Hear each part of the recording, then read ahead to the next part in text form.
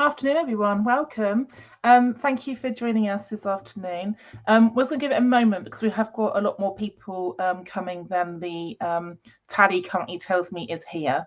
But what would be fabulous, hello Katie Bailey, would be if you could do a quick hello in the chat, so we know who's joining us. Hopefully, I'm going to recognise lots of names. So just take a moment to introduce. Hi, Rob. Great to see you here as well. Hello, Jill Berry. Lots of friendly faces in the audience. Okay, we'll do some gentle framing whilst people are finding that. So this afternoon we are thinking about the theme of belonging and celebrating the launch of my new book, but it's not about me, it's about everybody else doing the great work across the system as well. And you're going to be hearing some brilliant people from my regional national network, but also from academic researchers doing great work on belonging that we're going to be signposting to you. Here's a photo of us all gathering in Bath a couple of weeks ago. So thank you to everyone who joined me there. It was actually really nice to do an in-person event, although slightly overwhelming to have my mum and dad, my oldest school friend, some of my team, some of my local friends, and some of my clients all in the same room. I've never got married, but I feel like it's probably what a wedding's like when you literally have everyone who's important to you in one room. I definitely had a bit of social overwhelm after that. Welcome, Michelle, Mary Myatt, Jude. Lovely to have you all here. Thank you for joining us this afternoon. So a little bit of a schedule. We are going to have a comfort break in the middle. I'm really sorry there's no scones, cream and jam this afternoon because we are doing this online. So maybe get yourself a cup of tea. We've got 4 different kind of inputs. So we're going to hear in a moment from Alison and Kerry from Bath University. We're then going to have our regional panel, a quick comfort break. We're then going to have our national panel. And then I'm going to close out with a little bit from me. So I'm just going to do a little bit of introduction to Alison and Kerry. So very randomly, before I relocated to Bath University reached out to me. And Alison and Kerry reached out because they were doing some brilliant work researching belonging, and they've produced a framework called Connected Belonging. And they wanted a little bit of critical friendship on it. And I was thinking, oh gosh, they've realised I'm moving to Bath. But they didn't know I was moving to Bath, but they've now become friends. And I now see them for wine in Bath, which is fabulous. So I'm going to hand over, and I really hope that the research they've done over the last decade will be really helpful. And we will do further signposting through the newsletter and through our social media comms about the great work they're doing. So Alison and Kerry, welcome back. It's great to see you both online after seeing you in person a few weeks ago. And I'm going to hand over to you both to present the great research you're both doing. Thank you so much, Hannah. It's great to be here again. We so enjoyed being live and in person with you the other day. So the chance to get to speak to you attending online today is wonderful. So my colleague Kerry and I are from the University of Bath, and as Hannah mentioned, we've been working on and connected first with Hannah over our framework called Connected Belonging. And we were so pleased to see this book published and really delighted that Connected Belonging features in it on page 66 to 68. So this is a great opportunity for us to tell you a little more. As Hannah mentioned, we reached out to her. We have our research informed framework, which we were developing, and we were starting to look to connect with professionals to explore its application for schools, for colleges, in real life settings. And we came across Hannah's blog and thought, wow, this is really looking at the same area. We've got a really strong shared interest in this sort of an intersectional lens on belonging and diversity and inclusion. And so we reached out to her, and as Hannah said, it was just fantastic timing that she was moving to Bath. She reviewed our model of connected belonging, which we'll show you in a moment. And then we invited her to come along to an event in Trowbridge. And there we connected with mental health in schools teams and practitioners to look at the model. And what came through loud and clear was that they really liked it and they thought this had real value, but that they really needed more evidence around its application if they're going to be able to carry it forward in settings. So that started us off on a process that we'll tell you a bit more about now, about finding practical applications and developing some survey tools to help educators connect with young people's views around belonging.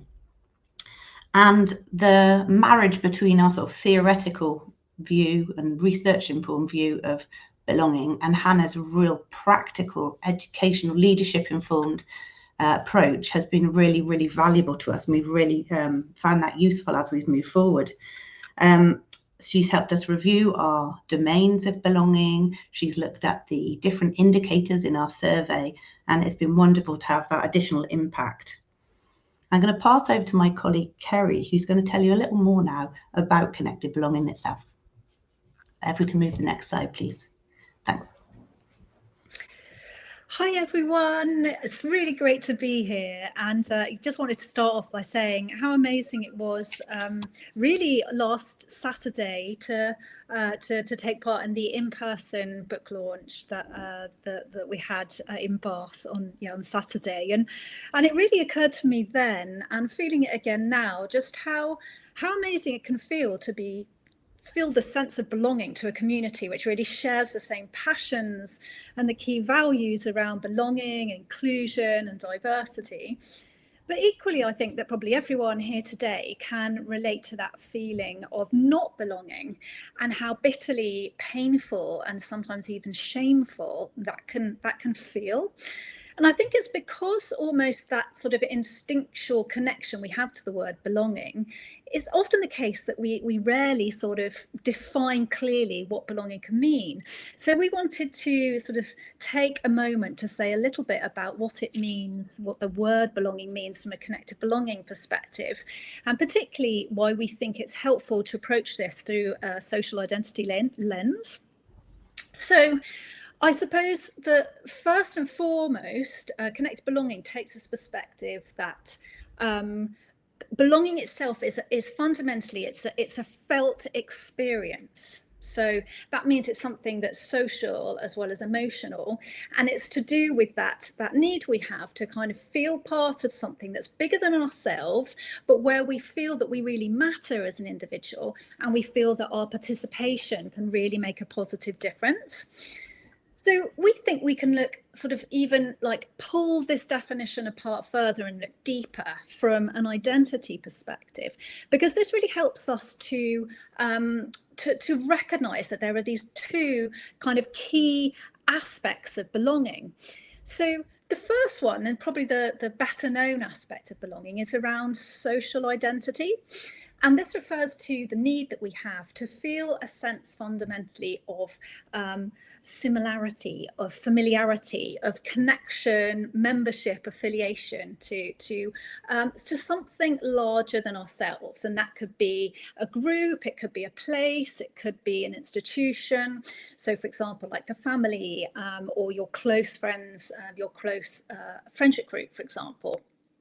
But it also has this other dimension that it's lesser known, and that is the aspect of individual identity. So our need for individual identity is just as important as our need for social identity, in the sense that just as it is important and part of us has this need to feel a sense of similarity to others, we also have this need to feel fundamentally unique, distinct, special, and recognised for who we are as individuals. So we argue that a true sense of belonging really holds these two aspects in balance, like connection and alignment on the one hand, but on the other hand, recognition for our individuality. So it can, I suppose, on the surface feel like these two aspects are almost pulling in opposite directions, but actually in reality and in practice, it's not the case. And I think that if we often think about, those spaces or those places where we feel the deepest sense of belonging, these tend to be places that whereby there is a shared sense of purpose, but also there's a recognition of individual difference. So fundamentally, we are able to feel part of something, but not at the cost of ourselves. And we can see this within educational settings when this balance has kind of come out of kilter. Because if there's too much focus on the individual, for example, that can lead to things like isolation, alienation, disconnection. But if there's too much focus on the social aspect of it, that can lead to the young person feeling that they're compromising key aspects of themselves. So we might see that in extreme forms, for example, in sort of entry into gangs or county lines. But even on less extreme levels, we can understand it in relation to peer identity. So, and peer pressure in particular. So this particular perspective of belonging, we think really sort of highlights how important schools are, because they really have this privileged position on the intersection of the different spaces of the child's life. So we feel that they can offer this ability to be able to balance these two different dimensions of belonging across these different social arenas. So the peer group, for example, the school community, the family, the local community, and young people's position in wider society. So it's effectively this view of belonging which prompted us to reconsider the way schools can best support children's well-being, because we've been looking at schools' role in well-being for about 10 years now, and the message that we've got again and again and again from kids from different schools is consistently sort of the same kind of message.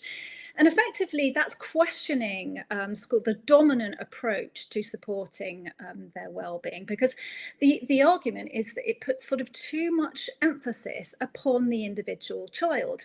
And what they can feel is that it ends up sort of feeling like their responsibility to manage the stresses that they're under, which often they think are about factors that are outside of their control. So what this translates into is messages such as really built around this kind of resilience narrative, that in order to have good well-being, you need to be individually resilient, you need to cope better, you need to have more grit and determination, push on through the challenges that you face. And rather than this feeling helpful, it can end up feeling overwhelming and feeling that poor well-being is a consequence of personal failure and prevent them from reaching out for support or discussing well-being issues. So against this, young people have argued for a more collective and collaborative approach of well-being. So one that recognises the importance of their peer groups, and one that recognises the challenges that they face sort of day to day navigating schools and institutions. So effectively what we found is that young people it wasn't that they were rejecting schools' wellbeing support, but rather they were rejecting an individualised model of wellbeing support. So can we flick on to the next slide? And when we then sort of step back from the data, so in talking to young people and looked across the education policy landscape, what we found was this message was sort of mirrored much more widely across the policy literature, because invariably schools are asked to support well-being through primarily psychological approaches and particularly skills-based approaches. So things like emotional regulation, coping skills, grit and resilience, things like this. And while this can be helpful, it's also quite narrow. And the problem is that it actually focuses on helping children manage their well-being difficulties rather than asking questions as to what caused those stresses, or what are the resources around the child that can help them to address them. And at this point, we thought, well, maybe there's much to be learned from approaches outside of developmental psychology. So, for example, if we look at sociology or social identity research, we can really recognise there how fundamentally well-being is a relational concept. It's something that is to do with how we feel valued, how we feel recognised, and it's to do with supportive relationships. On the other hand, we can look at disciplines like cultural studies traditions, and they kind of prompt us to consider that well-being's not just something individually that we have, but we can also collectively generate well-being. So this and this should be an ethical endeavour. So this prompts us to look beyond just sort of owning or creating or generating certain skills to actually thinking about the environments that we build. And I guess this is really what's at the heart of a connected belonging approach, is this idea that if we are going to see belonging as fundamentally important to well-being, then we need to look beyond seeing well-being as purely managing difficulties, children's ability to manage stress, And we need to look towards, more widely the environments that we create. And we need to think about the relationships that we prioritize. And fundamentally, we need to think about the abilities of schools to enable young people to feel part of shared communities. At that point, I will pass back to you, Alison. Thanks. If we could go on to the next slide, that would be great. So we've kind of got two parallel strands of research. One looking at connected belonging, the model there on the screen. The other is looking into NEET, young people finding themselves outside the education, employment and training system, looking at early school leaving behaviour. And the research has got some really interesting overlaps that we've become more and more aware of as these two strands have gone forwards. And with the NEET research, we found that early school leaving behaviour results from interlinked risks across these 5 domains shown in these five coloured circles. So spanning personal challenges, this family's circumstances, social relationship factors, institutional features of particular schools, workplaces, colleges, and then all compounded and amplified by systemic and structural factors. This is really similar in lots of ways to our connected belonging model, where you can see there that there's these different social domains of the life of the young person's life. But what we're finding in this model is that the individual gets resources such as trust and validation from these different domains, or conversely, they may have additional challenges in those separate domains within their peer group, within their family setting, within the local community, within their sense of who they are in the different social identities, that can cause them additional challenges to belonging within the school environment. So both models also foreground the importance of this sense of individual identity in belonging. And this is what we've been really trying to bring forwards in our work as we bring together our NEET model and our connected belonging work. I'm just going to pass back to Kerry, who's going to talk a little bit now about some tools we've been developing from these research studies. Next slide as well. Yeah, so in particular, we wanted to talk about the Connected Belonging Questionnaire, or the CBQ. And this was something that was developed in order to be both something theoretically robust, but first and foremost, like a tool that's practical for schools to use. So at the heart of it is a student report survey. So the Connected Belonging Questionnaire is a student report survey, because fundamentally, if we're going to think of belonging as a felt experience, then it's really essential that we capture young people's own perspectives in a safe and structured mechanism, and sort of avoids using proxy indicators or adult interpretation. So the Connected Belonging Questionnaire is sort of really unique in sort of 2 key aspects. Firstly, it's important that it measures and it captures young people's experiences of belonging across 8 different domains. But it's also important that that we capture data that enables us to take an intersectional lens. So this data enables us to provide schools with the insights that move beyond just a consideration of averages, so average belonging levels, to actually start to think about sort of if there are any areas of sort of structural exclusion or misrecognition in relation to key kind of identity groups. So we have been through various stages of piloting in schools across the UK, which has helped us to generate that kind of statistical level validation to enable the tool to be something that can be more widely rolled out. And I guess sort of at the heart of it, the tool is designed to be something, a student-centered and rigorous tool to enable schools to both understand well-being and belonging, but also effectively be able to respond to it in relation to their cohorts. So this is why we're really delighted to see this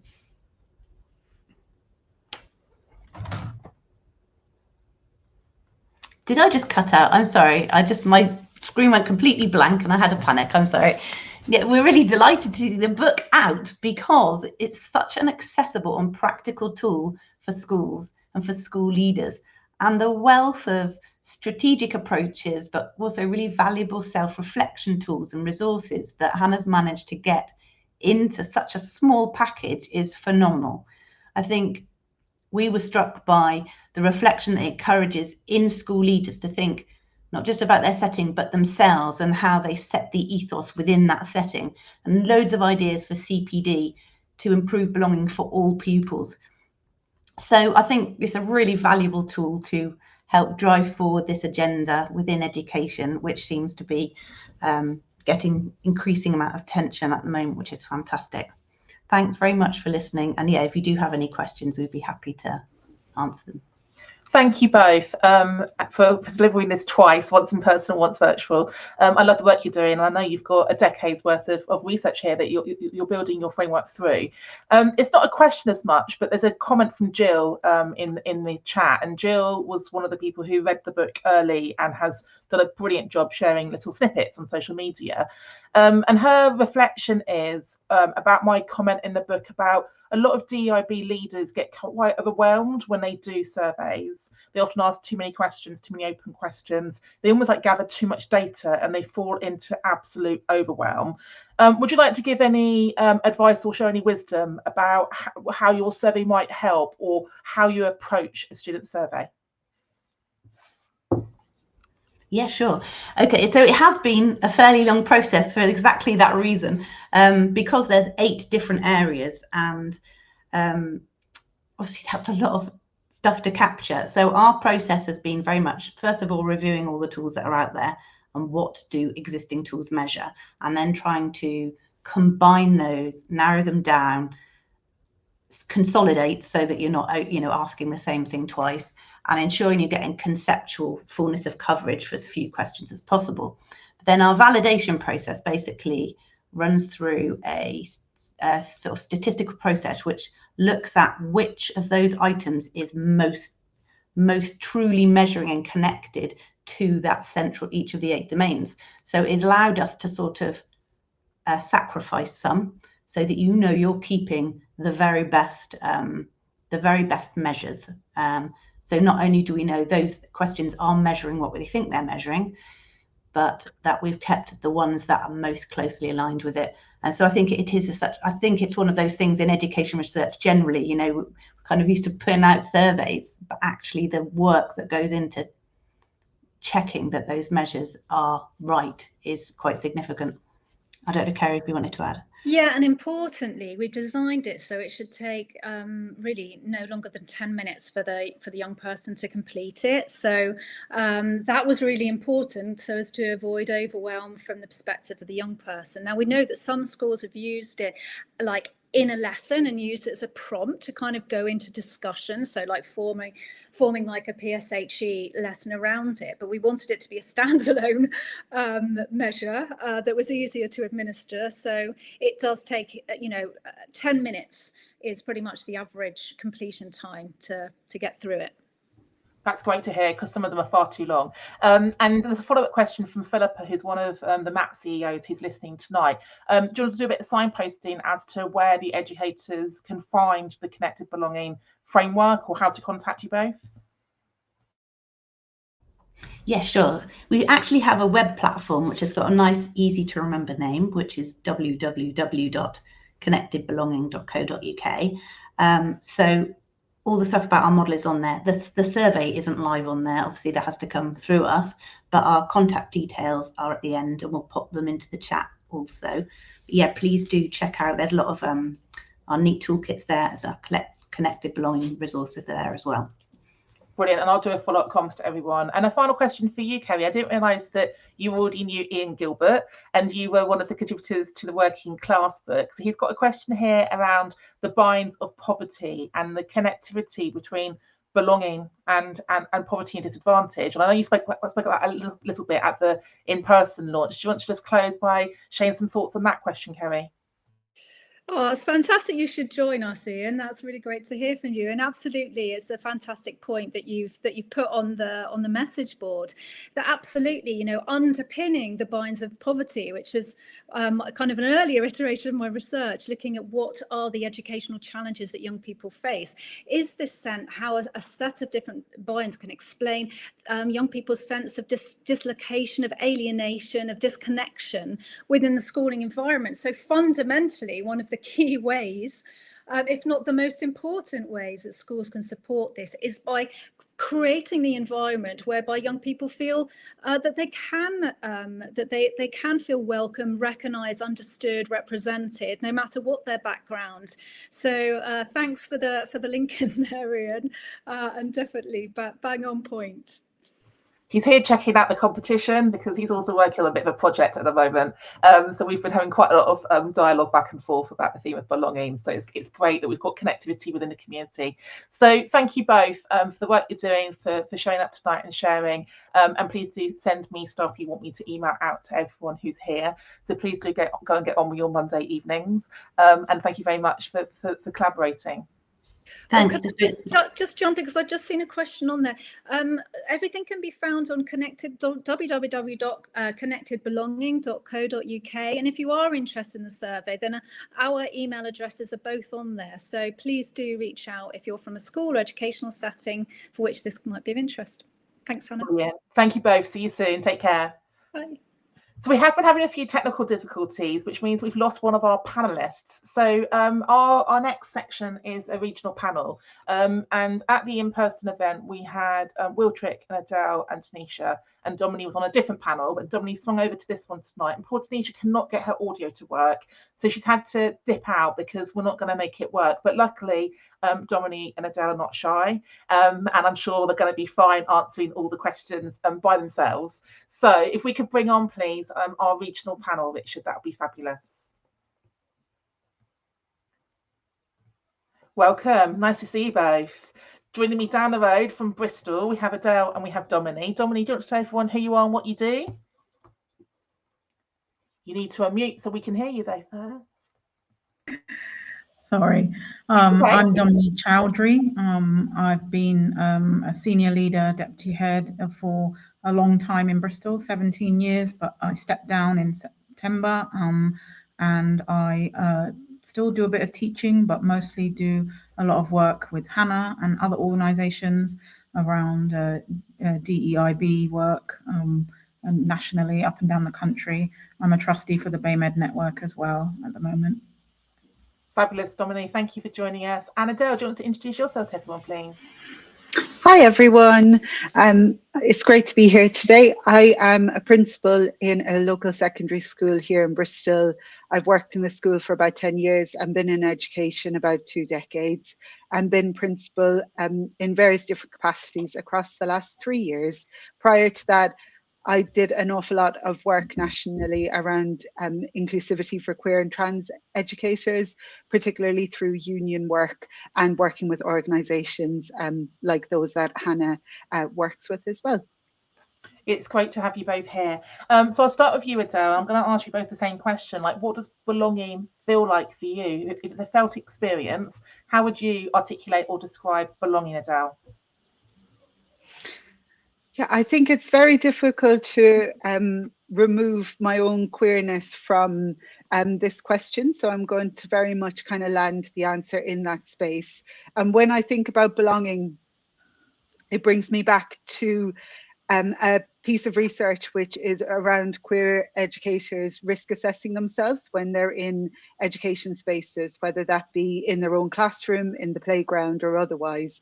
So I think belonging to me is a place where you don't need to risk assess whether or not your various different identities that we all hold in different ways is going to put you in harm's way in any way. So that's the first thing. And it doesn't feel great. And I sat with it for quite a while since the in-person talk, but I think it is true that our safety often is the first thing we think about when we think about belonging. It would be lovely to start on a positive, and that's very much my indication normally, but it very much starts with that. And when I think about my own belonging, it's a sense of where I feel safe, where I can bring my full self and where I can make a mess. So whether that be professionally or personally. So where can I come and not worry about getting everything right or presenting myself in a particular way.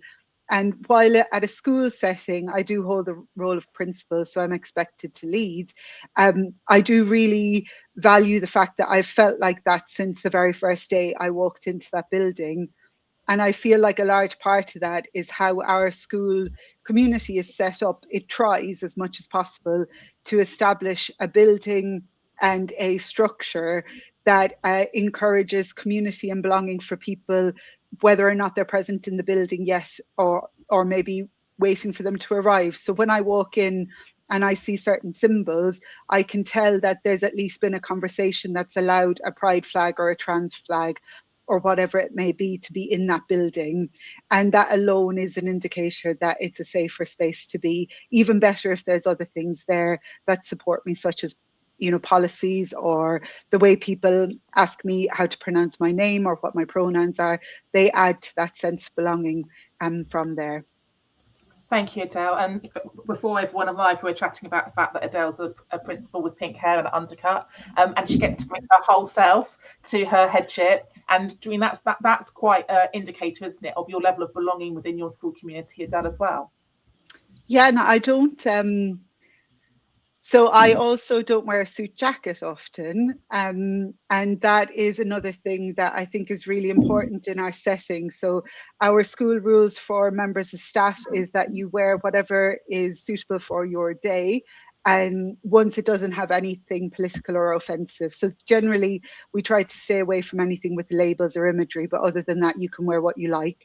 It's also a practical point. We're a 5-story building, so many stairs, and we have both outdoor classrooms and indoor classrooms. So the idea that I'd wear, for example, you know, smart shoes on a wet day in Bristol and be running out from a basketball court to a classroom and then back down to my office on the 4th floor isn't realistic. But yeah, it's one of the things I love about my school is I've always had whatever hairstyles that I like and however I dress. And one of the things I remember from my PGCE is being pulled up on wearing the same outfit twice in a London school in Zone 1 that I was teaching in. And I simply just did not have the money. You know, I worked a full-time job while at uni, and I was a student who got a full grant, because back in those days you could get that from the EU to facilitate my training. My PGC, I wasn't able to work full-time because obviously you're teaching, aren't you? So there was no way I could afford multiple outfits. And I think that's those little moments where you don't feel like you belong. For those of us who then get the privilege to make the rules in the future, I've kind of carried that my whole way through and think about, had I not had to minimize or worry about how I would look day to day in school, how much better my teaching could have been, or how much safer I could have felt back then as well. Yeah, thank you. It's such a good point. And for the audience listening, either today or later, like, look at your uniform policy for the children, but look at your staff dress codes. There's often a lot of false barriers there that are really inhibitive, and we need to address that as well. So thank you. Dominique, same question to you. Like, tell us what belonging means to you and how you've navigated your sense of belonging. Yeah, so it's very similar to what Adele has said, in that I feel like for me it is about safety, physical, emotional, psychological safety, and safety in feeling like you're accepted, feeling that a sense of feeling at home, and that your differences are being celebrated, not marginalized or harmed, that you can be your authentic self, you can bring your authentic self to a space and not feel that, you know, you're going to be harmed in any way. I have a really difficult relationship with the concept of belonging because I'm of a mixed heritage. And so I never fully felt that I belonged in either space that my parents were from, the heritages that they were from. My dad's Bangladeshi, my mum's Chinese. They were very different cultures, especially in the 60s when they came, and in the 70s, and in the, you know, the times that I was growing up in. So it was really hard. Mixed marriages were not common. and the children of mixed marriages were, treated quite strangely. The other factor is I grew up in a town where we were the only non-white family, and I was the only non-white child at the school throughout primary school and most of my secondary school. And so it was a challenge, feeling that sense of belonging, like, well, nobody around me looked like me, and not even my parents looked like me, to be honest. Yeah, my mom didn't look like me, my dad didn't look like me, so where did I belong? None of my relatives looked like me. So representation is a huge feature for me in terms of belonging. And I did tell a story at the in-person book launch that I will share again.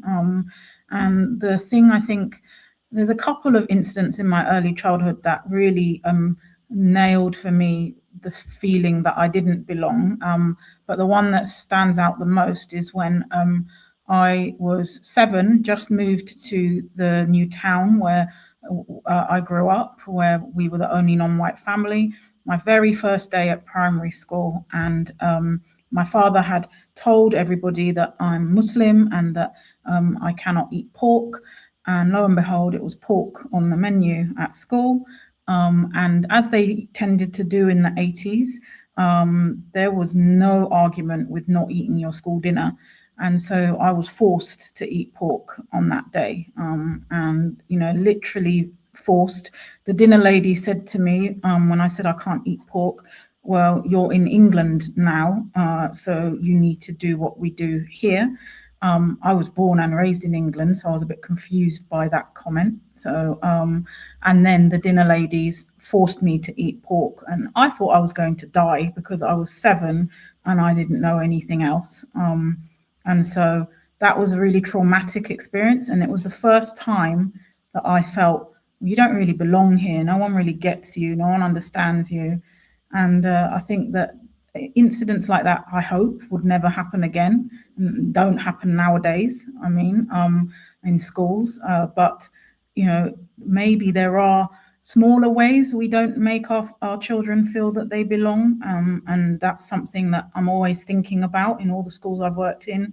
Are there micro ways in which we are not ensuring that our children are belonging or our families are belonging?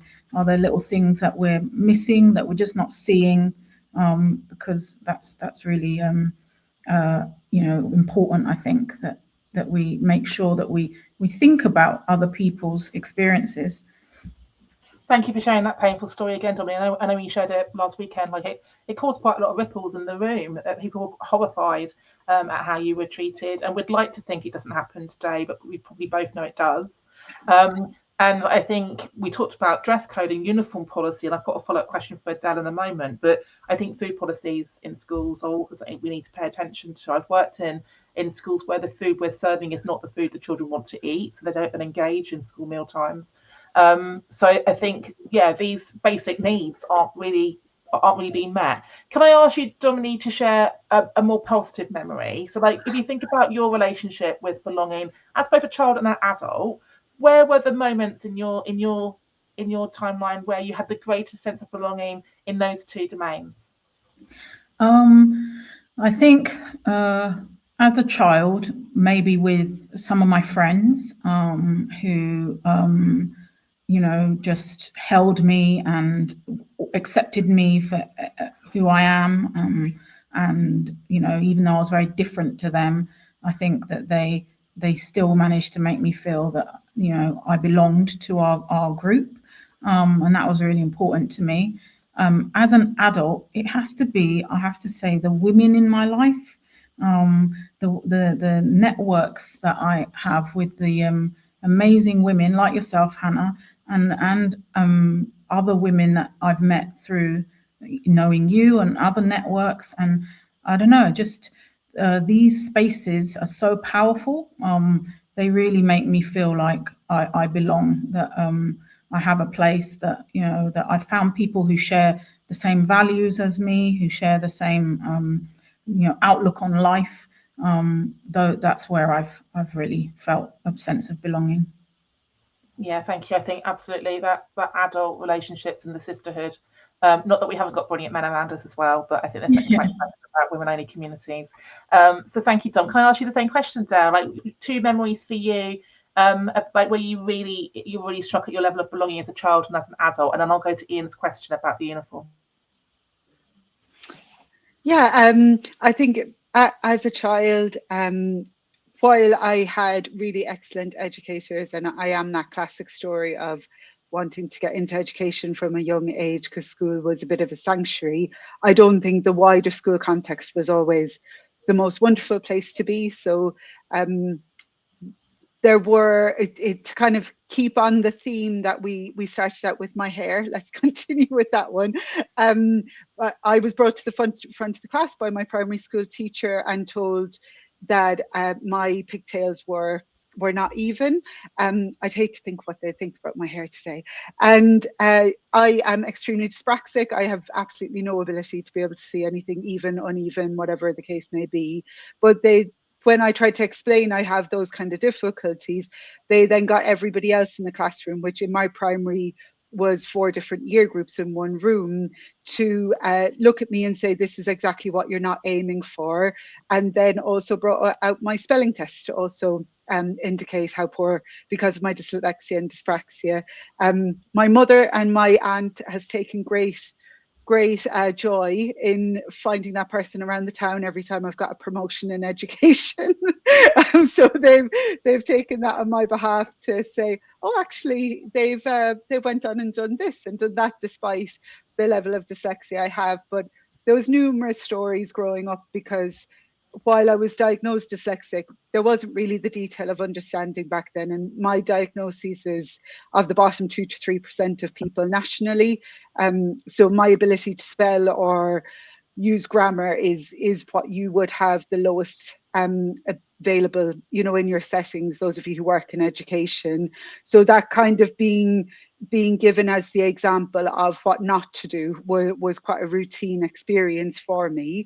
But then on the flip side, in the in-person event, I shared that the place that I really have a sense of belonging was my grandmother's couch. And it'll be her 2-year anniversary on Thursday. She passed away in her 90s. And right up until that time, she was living in the same house she'd lived in my entire life.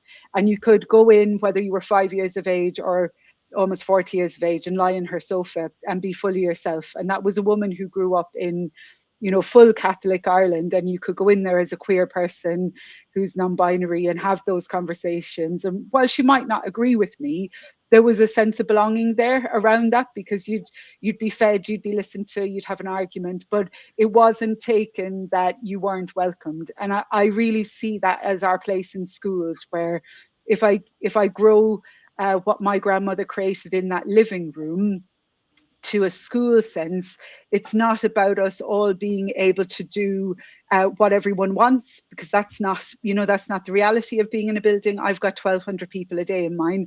There's no hope that I'm going to please everyone, but it's that we're allowed to bring our full self, and we're allowed to have that love and care, but also have that arguments and misunderstanding and find ways through, like that I had there as a child as well.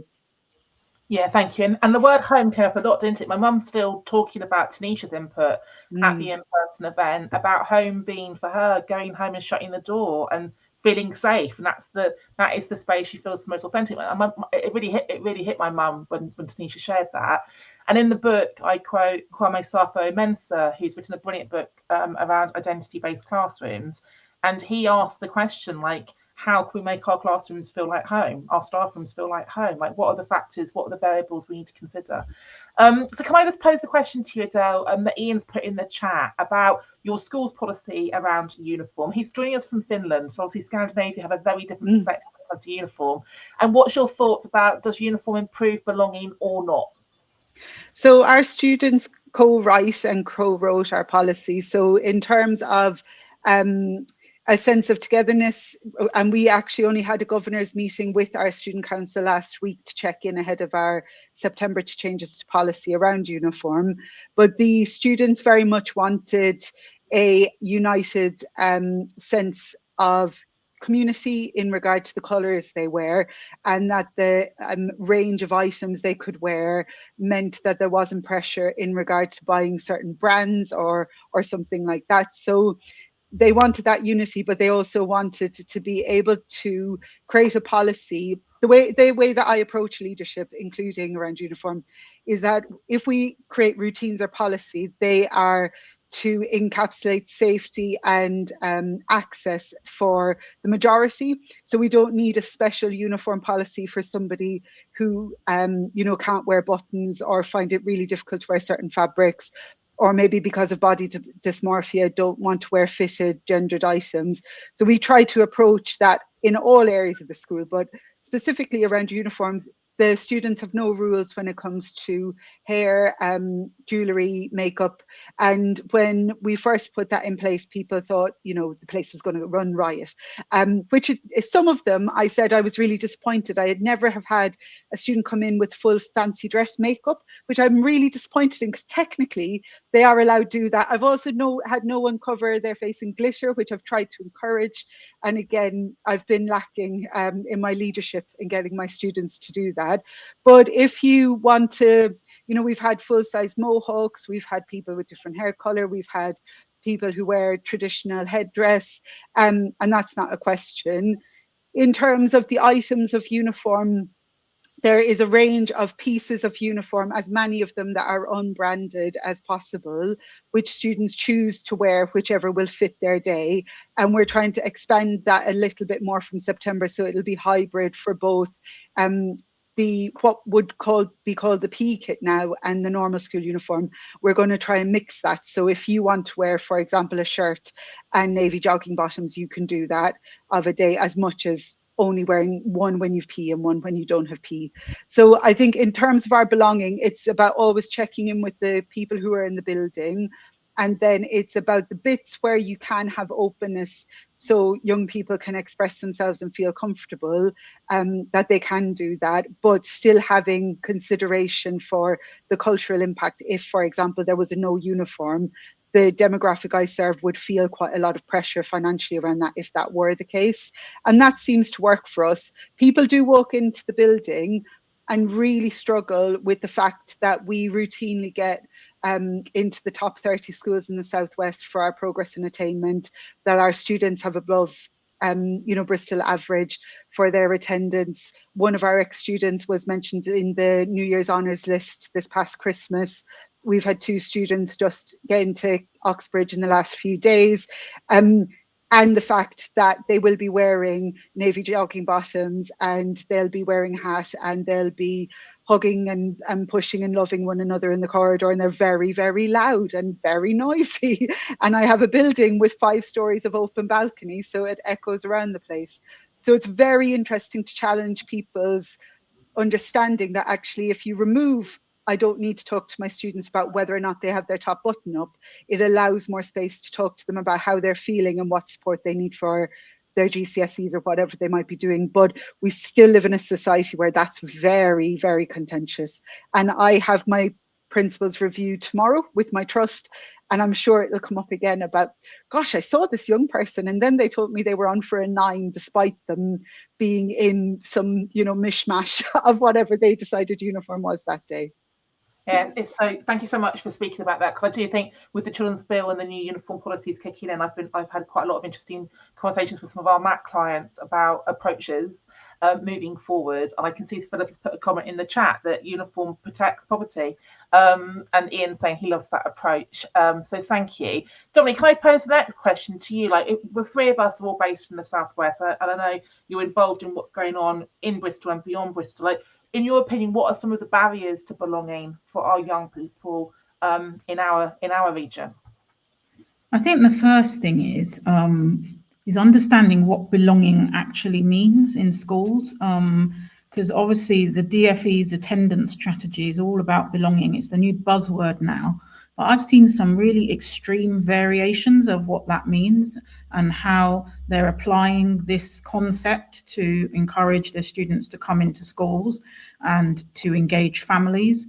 I just, some of the ways in which they've interpreted the word belonging, it leaves me questioning, you know, what is their understanding of it. So I think that one of the barriers that I specifically feel, because I obviously do a lot of anti-racism work in the region and beyond, is you know, understanding intersectionality and understanding the fact that there are these protected characteristics that people maybe feel that they don't belong because of these protected characteristics, and what are we actually doing around them. So I am both a senior leader, or have been a senior leader of colour, but I'm also disabled. And being disabled in this sector has been really, really challenging. In some ways, as or more challenging than being from the global majority, being a senior leader from the global majority. And so I do wonder about, you know, whether belonging, you know, whether schools are fully understanding the broad range of things that need to be addressed if we are really going to make people feel a sense of belonging, whether that is students, families, staff. Yeah, actually, it isn't just one thing, belonging. It's a broad range of issues. Yeah, and whether people are committed to that. Yeah, absolutely. Do you want to just do a shout out about REND and the work we're involved in on that? Yeah, so Hannah and I and Tanisha, we co-organised the first Racial Equity Network dinner, which I think some of the guests here have attended as well. I recognise some names. We co-organised that for the first time. It's a movement, a grassroots movement that started in Luton. It's now in 6 spaces around the country. So, and we had the first one in the Southwest in November. And it is about networking with like-minded people, but also hearing from some really inspirational people as well who are working in the race equity space. And we hope to have more events. We'll have another REND event this year, but we hope to have sort of in-between events as well that Hannah and I are planning. So watch this space. Yeah, I love that, to keep the community going. And Philippa's here, who organises and hosts with her team REND Birmingham. We've got a couple of questions coming through, so let me just ask you the same question, Adele, and I'll keep an eye on the chat. Like, in your opinion, as a principal, are there other barriers that you're very acutely aware of when it comes to your pupils and your staff? Yeah, so I'll just tie up the bit about uniform that somebody's put on the chat around non-uniform. We're exactly the same in our setting, that non-uniform is super stressful for people. So I think it's all about knowing your community and creating policies and practice that work for them as well. In terms of the setting I work in, I think and I feel like this is national as well from speaking to other educators, it's about knowing what education and schools are for communities that we serve now. I wasn't educated in this country. I was educated in a very different system to the one that I lead in England. I was teaching in Wales for almost 10 years prior to coming to Bristol. Again, a very different system and approach to what we have in England. And then I think since 2020, there's been even wider questions about what schools are. And I think it broke open in the pandemic that what we as educators thought our position in our communities were versus what the politicians holding the purse strings felt we were versus what our families felt we were all competing and all very different. And I'm not sure we have had the leadership at a government level since then to bring unity back together. I think we certainly have it at a community level where either individual leaders or individual schools have managed to create cohesion back to better understand what schools represent. But I think for some families, they're kind of their everything. They're, many schools now offer healthcare, and otherwise, families aren't able to get it in other areas, provide food banks, provide areas to be able to buy uniform because families don't have the resource to do it otherwise, and so much wider than that. But we really need to have a conversation around what education is, and then check if everyone who's currently in education opts into that. Because I think for some people, schools are just a place where we provide education for a very narrow set of subjects so that students can get GCSE, A levels and move on to third level, while others buy into a sense of a wider holding of the community and tie in those things like healthcare, food, you know, basic need, before we even look at education in a classroom level. And I just don't think that we can create a sense of belonging if we don't even know what we're about. So I think seeing leadership at a national scale for that, and one that's inspiring, would be really exciting to see, and something we've not as yet. And then the barriers at a school level that I find do mirror that. However, we have quite a lot of members of staff who are also members of the community. Almost everybody in our school lives within walking distance or cycling distance of our school. So I feel like while that is still something we're always trying to manage and converse on, we are lucky in that position that we are in our community, and we try to create avenues of conversation to allow our community to have a sense of what school can be, what we want it to be, and whether we're all aligned with that. And that was something that I was very intentional on when I first took up the headship, because it just seems like such a live issue. And then the second bit, very quickly, is around school finance. You know, the biggest barrier to anything happening in schools is underfunding, and then the lack of how that gets buried nationally. You know, how do we get into a situation where families are sending young people to schools and don't realize that teacher pay is being unfunded, and that's why there's direct cuts to what they may be able to have got in a classroom, like, for example, a textbook, which is impossible to resource in some schools now because they have to put money towards paying people's wages. So how we've ended up in a country where the newspapers and the news channels are not all over that is intentional, and is a real barrier to us creating a sense of that classroom, Hannah, like you said, that could also be considered part of the home or an extension of the home. Thank you, Adele. And I think the call to action you shared last weekend really made people think, didn't it, about what we prioritise and what we fund. And is that saying, like, what matters is measured, and we measure what matters. And I think there's an agenda, but is there the resourcing to help that agenda as well? So thank you. Final question to you, Dominique. There's a couple of comments in the chat around intersectionality, and a question around it being quite misunderstood or misrepresented.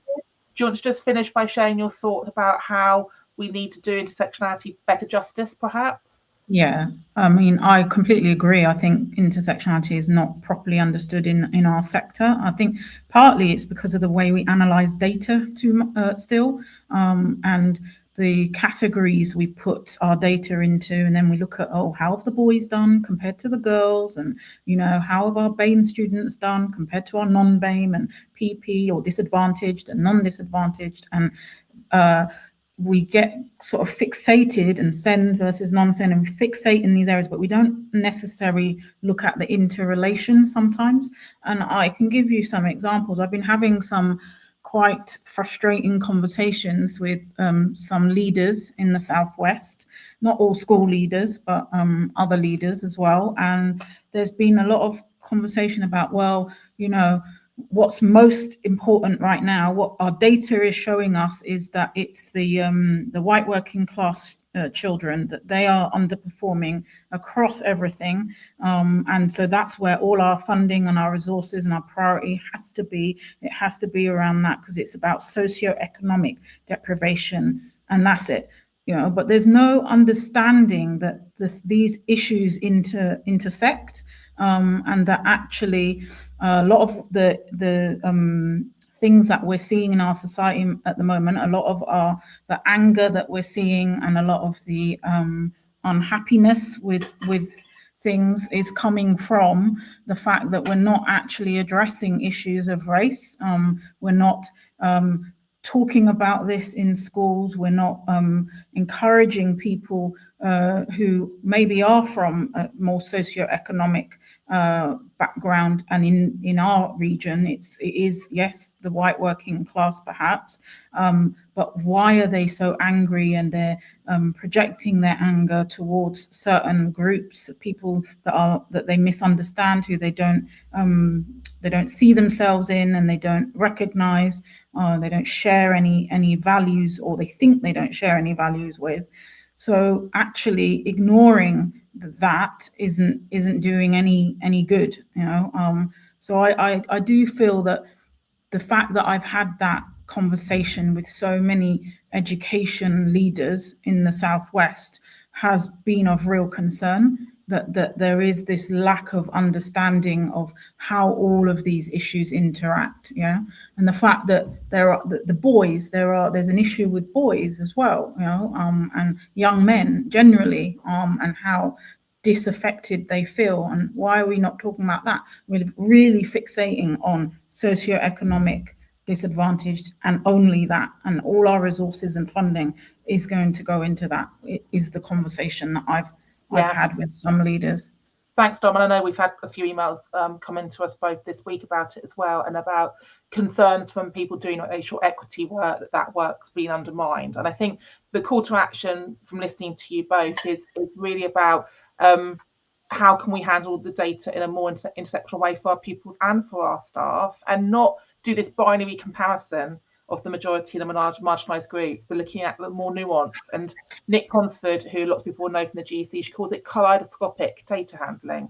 And we need to look at the crossover and the overlay. And for many of us who are English teachers on the call, like the question I always ask is like, what story is the data telling me?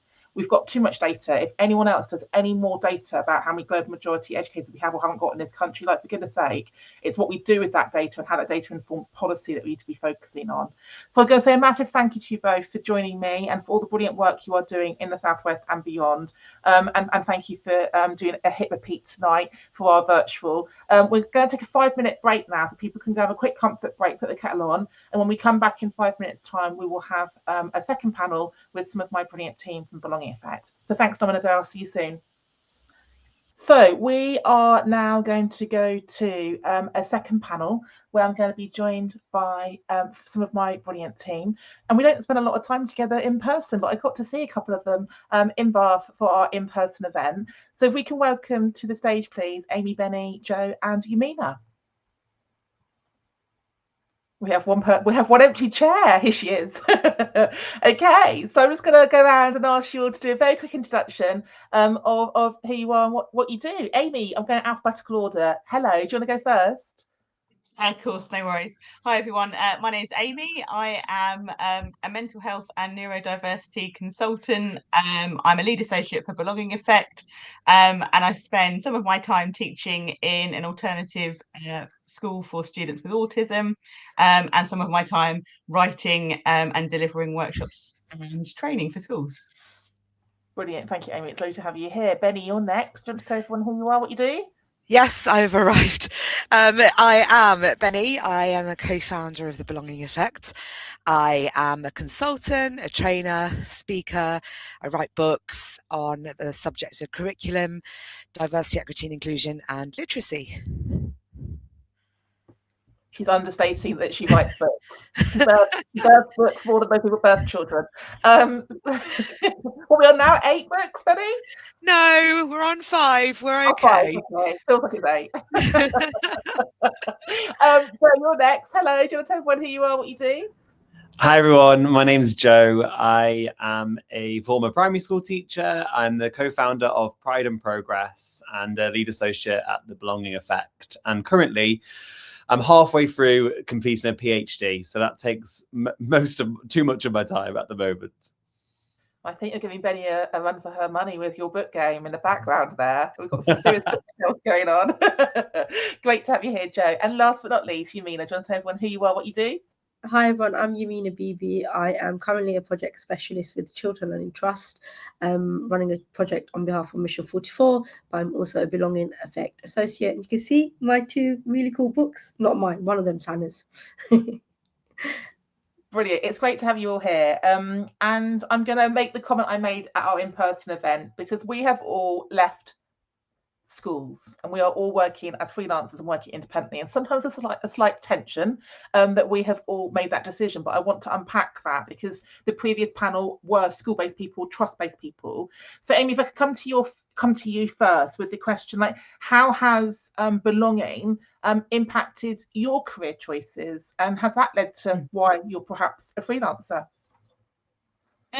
Yeah, so when I left my school just after the first lockdown in the pandemic, I had my book and I started doing some training for schools, and I was really enjoying that.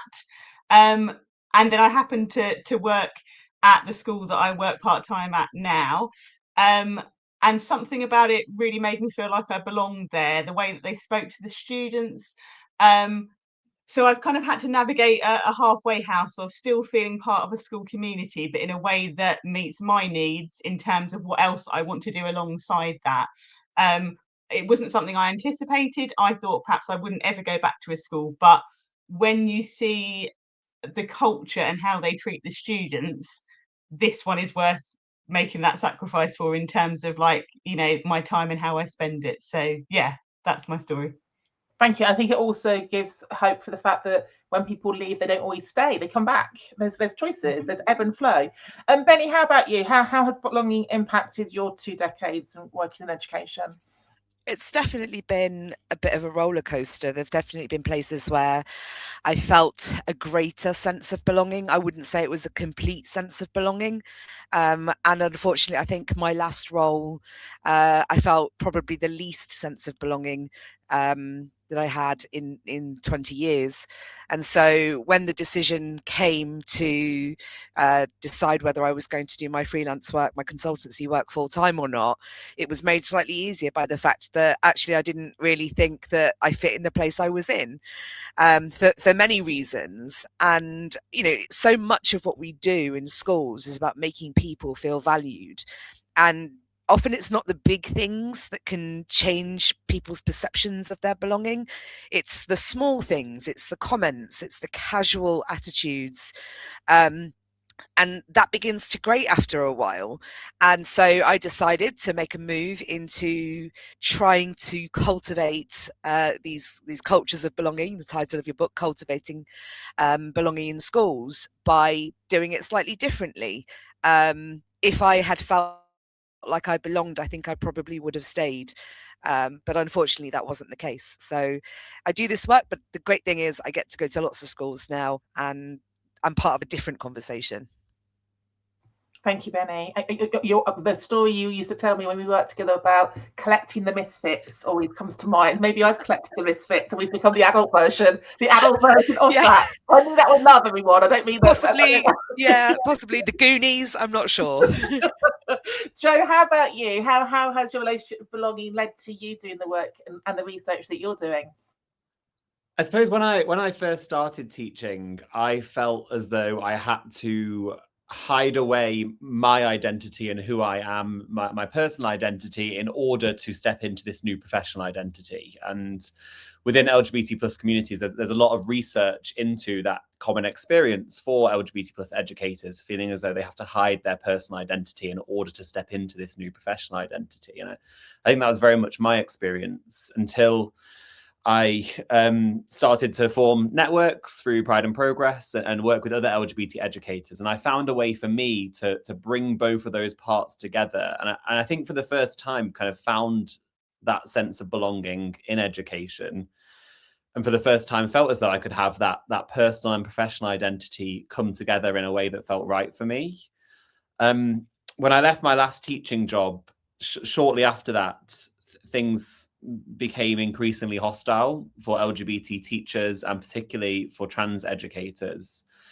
And I think for me that has been one of the key motivators that has shaped the decisions that I've made to come to do the work that I do. Because if I can do anything to try and make educational spaces more safe and more comfortable for trans educators like me, then that's something that I want to do. So I suppose my own experience of not belonging initially, and then seeing how that was worsening for other people around me is probably what has informed the decisions that I've made to do the work that we do together now, Hannah.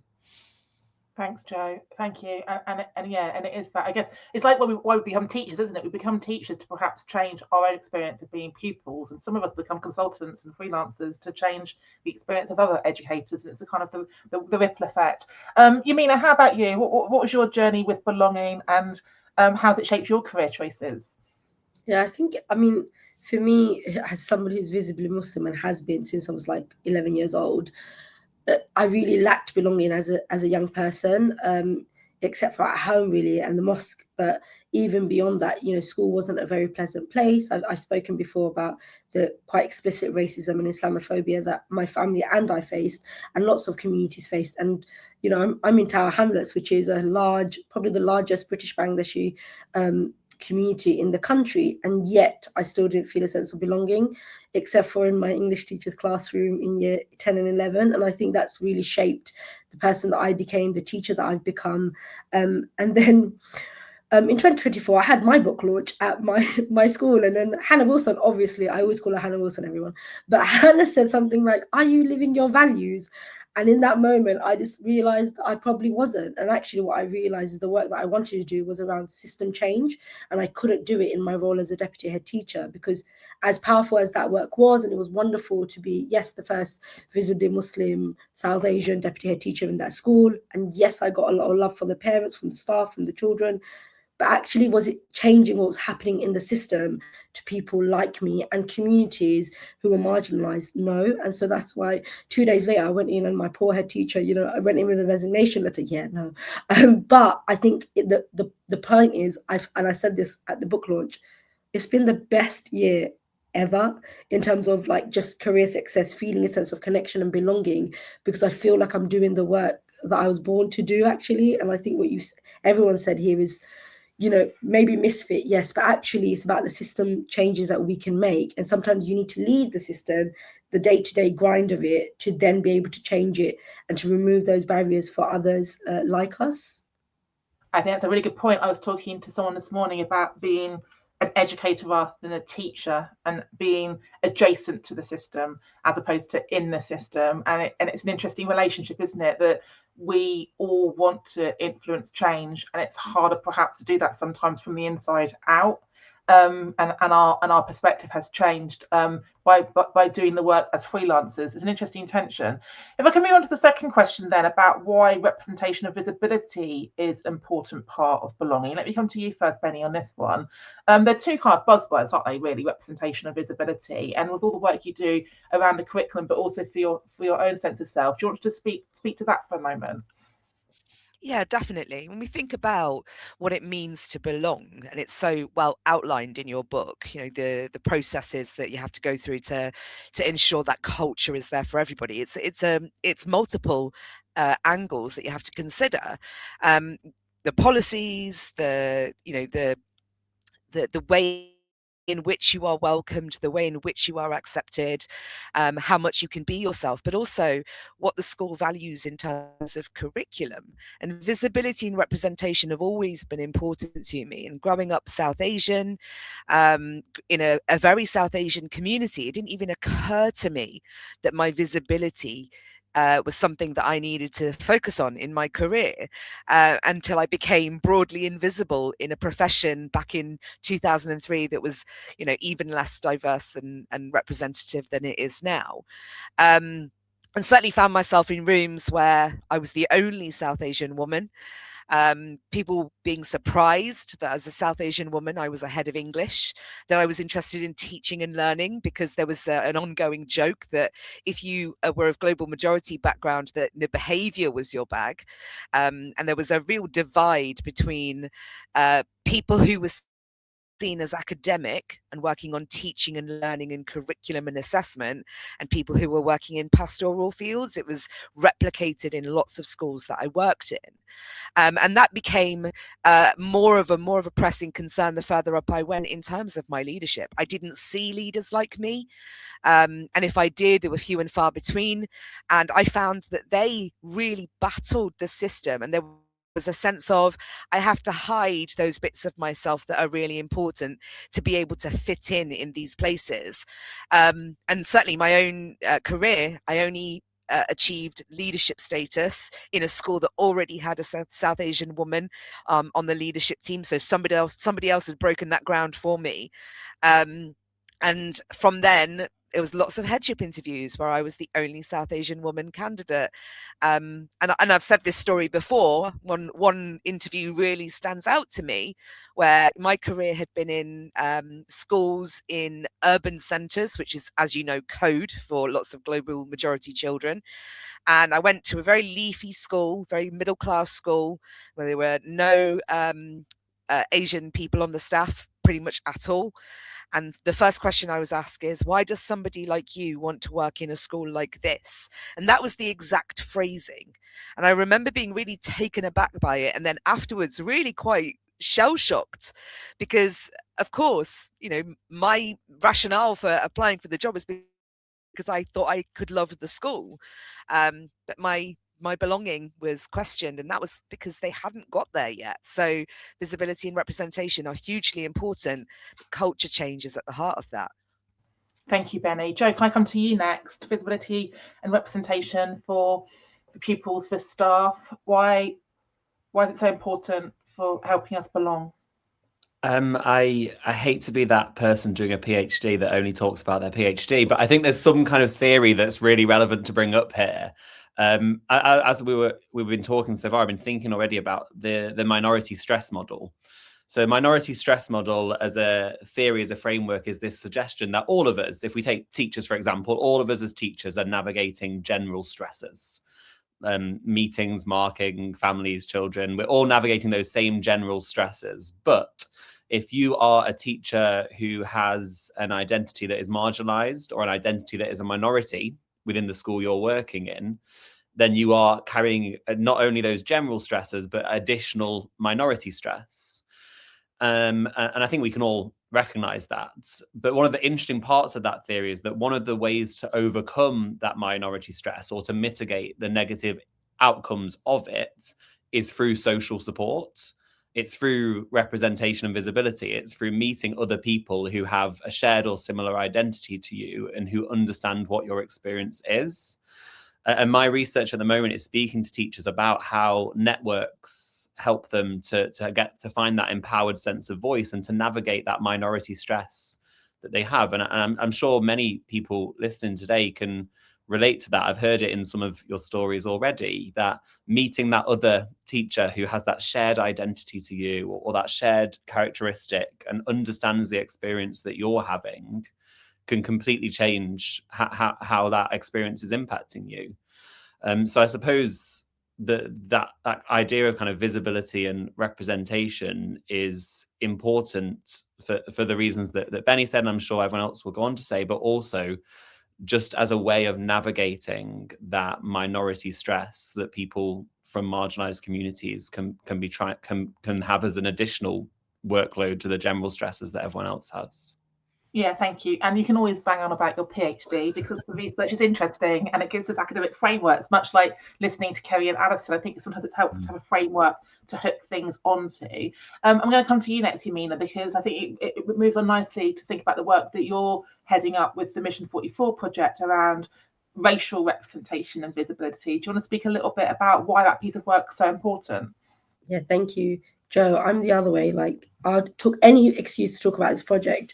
So this project, funded by Mission 44, really looks at specifically around increasing diversity in ITT, the focus on global majority, because the recent NFER data shows that there's an overrepresentation in terms of applications from the global majority candidates, but there is underrepresentation in every other kind of space. So from, they're more likely to get rejected from ITT, they're more likely to leave ITT, and then as we move through, as we've all talked about, they're less likely to achieve kind of move into kind of senior leadership positions. And one of the bits of research is around recruitment.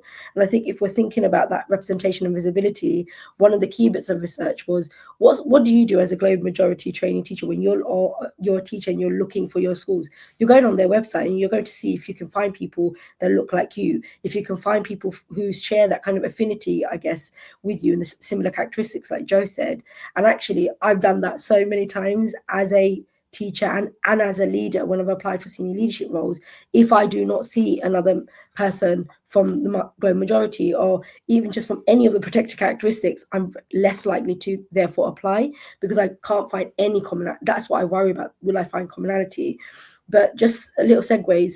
I think about myself as a student and growing up in Tower Hamlets and going to a school where I didn't see any people who looked like me. None of my teachers looked like me. And so when I faced explicit racism or Islamophobia in school and outside of school, I never had anyone, like a trusted adult in school, to speak to. And I really wish I had somebody that looked like me that I could go to and say, this is what I just been spat on at a bus and called a terrorist. What do I do? How do I navigate that? The sense of shame that can come with that quite extreme kind of environment. And actually representation and visibility is so powerful from that student perspective, like having safe spaces and trusted adults. And that's not to say that those without protected characteristics can't provide those spaces. I guess that's what the book does so well, Hannah, is that you speak about how you can deliberately do that, even if you don't have a protected characteristic. I think sometimes it feels like that work is just for people from protected characteristics, and that's absolutely not the case. I think the book really speaks to that as well. Thank you, Mina. And sorry to make you go last, Amy, but I was just thinking about, firstly, I found 2 people with pink hair. So we are representing hair tonight. Yeah. But secondly, like, not all the traits and characteristics are visible. So I'm just curious about visibility and representation of the things we can't see, and how you've sought that out for yourself, Amy, but also now working in AP. That's also interesting, isn't it? So what are your thoughts? Jump in. Yeah, I was just thinking about neurodivergence in education and the work that I do with ITT providers around that, and making sure that, you know, in your book you kind of gave some examples of things that you can do when you're inviting staff to school for the first time, you know, giving them information about accessible toilets, about, you know, the kind of norms of that school experience. And I think if we're trying to support neurodivergent trainees to be successful, to complete their training and to navigate those potential barriers, there has to be that explicit reference to that, you know, in their application form, in the wellbeing support they get. Is it bespoke? Is it from someone that has lived experience of being neurodivergent and understanding the potential barriers that they have? Is it on the application form? Is it, you know, every part of the process, they need to have that explicit understanding of support, and to know there is a big network of neurodivergent teachers that are there to support them, because again, like Yamina, they are statistically more likely to leave ITT, to have barriers which mean they won't be able to complete their placements. So I was just thinking about it from that perspective as well, because as you say, neurodivergence won't be overtly visible necessarily. So how do we support neurodivergent trainees to do well in their training year, but also to go past that initial barrier and give them tools for their whole career? Because, you know, it's not just about that first year where they have lots of support. It's about what was going to happen in their ECT year, and actually as a career, how can they make it work for them, and the way their brains work. Yeah, it's a really good point. And how we go about creating a safety that people feel like they can disclose their full selves. And I think that's quite a conversation I've had with all of you over the years. And when Benny and I worked together, do you mean we wanted to create a school where we removed the barriers that if people wanted to be out in all the ways you could be out, they could be, but there was no pressure to be out, because a lot of people don't want to disclose they've got a disability, a mental health condition, they're neurodivergent, they've got trauma. And I think that's an interesting piece to navigate, isn't it? It's about us finding and removing the barriers and not assuming who feels represented and psychologically safe as well. I'm going to move us on to the question about the grassroots, because we all met and connected through the grassroots, and maybe that's where we've gone back to our home, like working adjacent to the system. I'm just curious what your thoughts are about where the energy and the kind of the community is coming from at the moment outside of the system rather than from within the system, and how we are collectively trying to leverage that and harness that. And Joe, like, you did a brilliant presentation a few weeks ago about the power of networks and communities and voice and agency. Do you want to start? Like, what are your thoughts about how we build a bridge between the system and the grassroots spaces? I'm joining you today after a weekend of being in a conference and event with there was 350 LGBT educators who were all together for this event. And at the event, there's a market hall and there's exhibitors and there's all these stalls around, brilliant organizations and groups who are doing amazing work to try and improve educational spaces around LGBT plus inclusion. And speaking to all of those people, almost all of those organizations started off as a small group of people coming together to try and improve things in the best way that they can. And the ripple effect of that over time, or the impact that has over time, has been really powerful. And I think about that with my own work with Pride and Progress. I'm so proud of what we've done with Pride and Progress. I'm so proud of what we continue to do, particularly around research now. But that started off with a group of people who met on Twitter when it was safe to meet a group of people on Twitter. A group of people who met on Twitter, jumping on a Zoom meeting and having a chat about what their experience was in school. I think that so often these small kind of grassroots movements have that kind of domino effect and can grow to have a huge impact on educational spaces beyond what perhaps you even imagine when you start them. Completely agree. And we often start them not knowing quite what we're starting either. So I'll come to you, you mean about Women Ed, like you've been involved from the get-go. It's 10, 11 years old now. Why has that been an important part of your journey, having that grassroots connectivity? Yeah, I mean, I met Hannah through Women Ed, and that's how I discovered Women Ed. And I think the fact that it's been, 10 years now has just shown the impact that those grassroots kind of spaces have had on me personally, and that my own career journey and my sense of belonging within the sector when I still didn't feel like I belonged.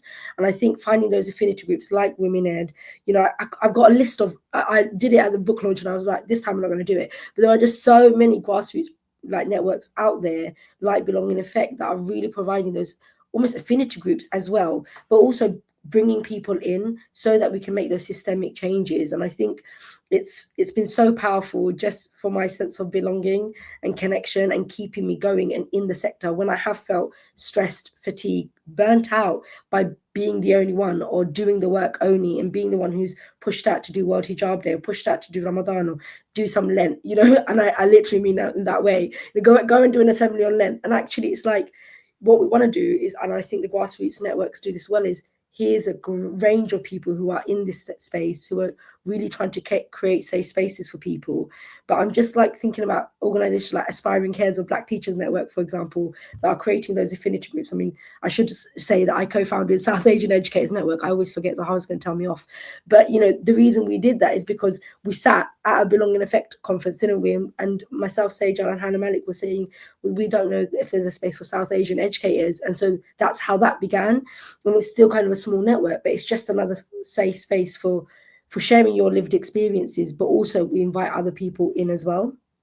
Yeah, I love that. Thank you, Yamina. And I'll come to you next, Amy, because not all grassroots spaces need to be in person. And I know that you are connected in lots of virtual spaces, but you also hold space for other people. So how has that helped your sense of connection and community within education?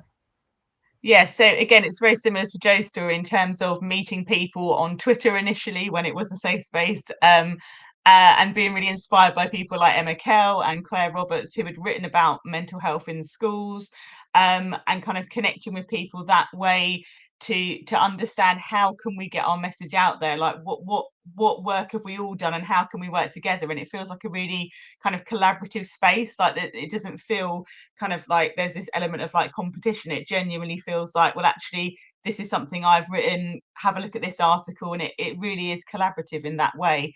And yeah, I think having virtual spaces just provides that opportunity for people who aren't kind of geographically near, who have different kind of restrictions in terms of like their responsibilities, or neurodivergence, for example. It feels like a safer space sometimes online. So I think it's just navigating what works for us as individuals. And yeah, just meeting like-minded people who just want to share things and make education a bit better, rather than this kind of hostile place that it can be. Yeah, absolutely, Amy. And Benny, you know why I've left you to last, because Benny's got multiple memberships. Going back to the chat earlier on about intersectional identities, I mean, just talk a little bit about how you've navigated multiple grassroots spaces. Yeah, so I sort of latched onto the Women Ed movement very, very early on, did the closing keynote at the first conference and thought, this is wonderful. I'm surrounded by like-minded women who share some of my experiences. And then I found myself to be and this isn't casting aspersions on the group. Found myself, to be too Asian to be Women Ed and too gay to be Women Ed, and then found myself too. I don't even know, too gay to be BAME Ed, not gay enough to be LGBT Ed. And there I was kind of going, what's going on? And it was a conversation that Hannah and I had when we were working together. I just felt like I was tearing myself into 4 different spaces as an Asian gay woman with a hearing impairment. And that was the birth of Diverse Educators. As it was like, can we have a space where true belonging, you don't have to tear yourself into pieces to fit into this space, and that happened, as usual. When you suggest something to Hannah, she just marches off with it, and it gets done. It's amazing. So I found myself for the first time, I think it was the first Diverse Educators conference, just looking around the room and thinking, I don't have to really explain myself here, and I'm not too much or too little of anything here, and that to me was a huge sea change in the way that I felt like I functioned. And then meeting the Diverse Educators and now Belonging Effect associates and hearing their stories, there's something very powerful in hearing lived experience and knowing that you are not the only one, that everybody's identities have shaped who they are, and it was such a blessing. So if I hadn't had those networking opportunities through all of those organizations and Belonging Effect, I don't think I would be the person I am today. I don't think I would have done the work that I've done, and certainly wouldn't have found a voice. And I think that's the biggest thing. It gave me a voice, and then I started talking and I started writing, and I haven't really stopped. So I'm eternally grateful to those networks. I felt quite emotional yesterday because a song came on the radio that's quite significant to Benny and I. As we opened this beautiful school and celebrated diversity, equity, inclusion, The Greatest Showman was kind of the film of the moment, and the song This Is Me. Our school was called Aureus, and no one could pronounce it nor spell it. So we used to say it's Glorious Aureus, and there's a beautiful line in the This Is Me, the soundtrack about Glorious. And we played that in the opening panel of our first Diverse Ed event. I can remember just putting a picture out on socials. This is what a diverse panel looks like. And we had a panel where it was truly intersectional, representative. It wasn't tokenistic. It wasn't, there's a woman on there, we're diverse, tick. So I think, yeah, we've come a long way in the last 8 years. And thank you to all the work the 4 of you do. I'm going to do a very quick fire final round. Got a great question from Adele in the chat. We've all chosen to leave teaching, but is there one thing that would have kept you in the classroom? One adjustment? So Amy, is there one thing that would have kept you in the system full time a little bit longer? I think maybe having more neurodivergent senior leaders in a school that would have more representation about what that can look like and how that can be might have been helpful, but I'm not sure, potentially. Yeah, love that. And ASCL have just launched a neuro inclusion network, and Matt and Gemma are running it. And obviously we've got Katrina who runs Neuro Teachers and there's a big Facebook group. So I think it goes back to visibility, doesn't it, Amy? Benny, how about you? What's your one thing that would have kept you? I think actually it comes down to greater networks within my local area around representation. I think at one point I was the only South Asian person of colour on leadership teams across the whole city. Had I had a network, I may have stayed. Unfortunately, I don't think that situation has changed to this date, so it would have been really lovely. Yeah, so the geographical pressure and constraints. Thank you, Benny. Joe, how about you? I think probably we're in the minority in the world where in that we do a job that we kind of hope one day won't have to be a job, right? I think the work that I do, trying to make schools more LGBT plus inclusive, is something that I hope one day isn't a job that has to be done. And I guess that's my answer to that question. If schools were inclusive and safe spaces for LGBT plus students and adults, I think I would still be working in one as a teacher. But for now, it feels important to be working with as many schools as I possibly can to try and improve the situation in those schools for their LGBT plus students and colleagues. Yeah, thank you. And I know we never say never. One day you might end up going back. We never know. Yamina, how about you? I think I don't know. I think for me it's about like not being performative. I just want schools to really be deliberately intentional when they're thinking about creating, cultivating belonging, and doing everything they possibly can to kind of be intentional, removing the systemic barriers that people from protected characteristics and beyond face. But I always say I will probably go back. I mean, I'm in a trust leadership role, and I think eventually I will hopefully one day go back. Did you hear all of those? Oh, hopefully, maybe, because I would love to, and I would love to go back and work in a community where I live, where I grew up, and represent. Oh, sorry, I muted myself there. Thank you all for your contributions. We've got some lovely comments just about your authentic voices and your vulnerability. I've missed a few questions, so if you wouldn't mind perhaps responding to some of the questions in the chat whilst I just go into a final kind of bit from me. But thank you all for being here. Thank you for being on our team. I love you all dearly, and you know that. So thank you to everybody who's contributed so far tonight. I started by saying I consciously curated tonight in a particular order, starting with the academic research, moving into the lived experience and the storytelling, to then bring us into the kind of the practicalities. And the word belonging at the moment, in my view, and in the team's view, it's been misused quite a lot. Belonging has become a bit of a buzzword. There's a bit of a bandwagon around the idea of belonging. And I know we've rebranded to call ourselves The Belonging Effect. My book is about belonging. But what I really tried to do in the book is to actually unpack what we mean by belonging so there isn't a plaster on the problem, because I fear that's what's happening. I'm seeing the word belonging, the idea of belonging, being misused and misrepresented.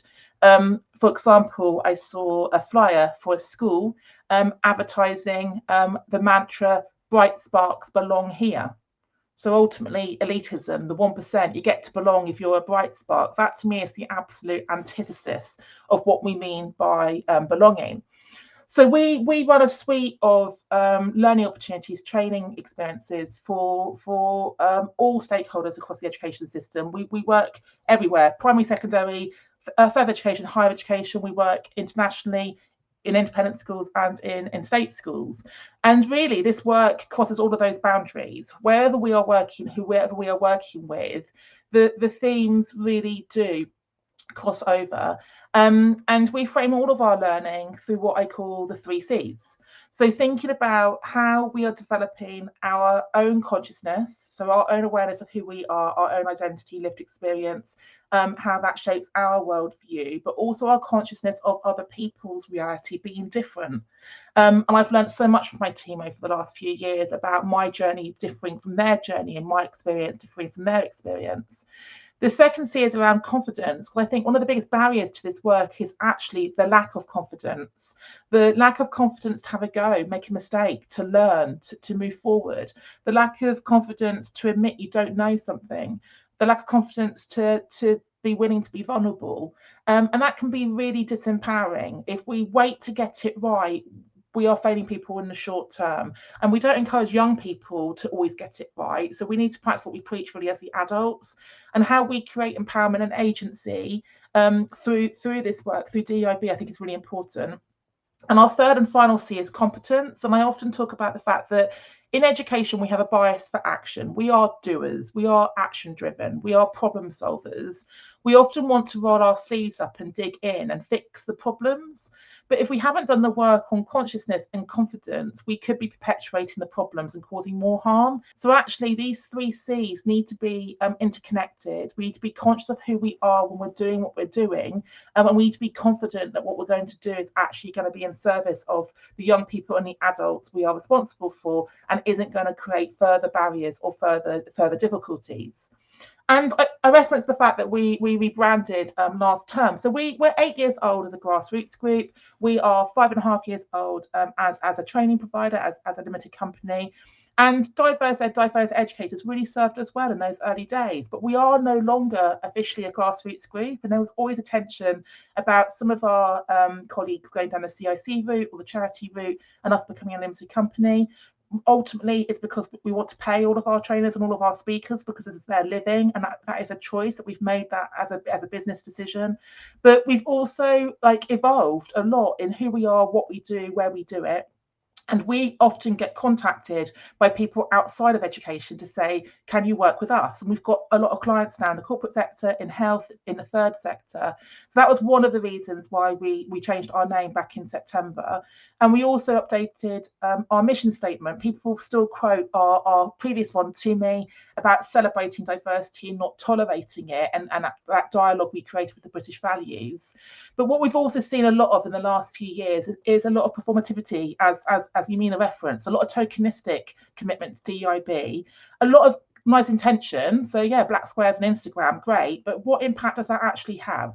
So we really want to connect the dots about intention is not enough. We need to walk the walk as well as talk the talk, and we want to have impact.